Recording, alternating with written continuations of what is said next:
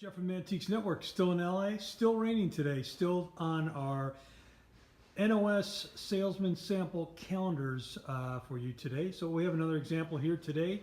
Is it again another salesman sample? Would have been a salesman from some type of printing company bringing in these calendars and trying to talk a company into putting their name on it to give out these calendars to their customers or hang them up in their businesses. So this is kind of an interesting look for those of you who are into the Pinup farm girl look. You got Elsie the cow, award-winning calf, and her handler, and a nice calendar. So Jim got these all from the same source, all brand new NOS, new old stock. Had them professionally framed. You take a look at here.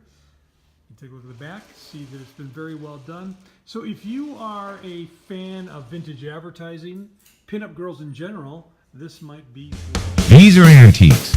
These are Mantiques. Antique, Mantique. These guys sell Mantiques.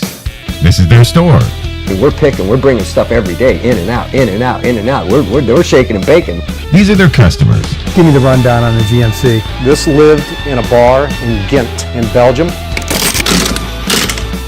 Follow Jim and Jeff from 9 to 5 or after hours as they buy, sell, and restore the coolest stuff for the coolest collectors worldwide.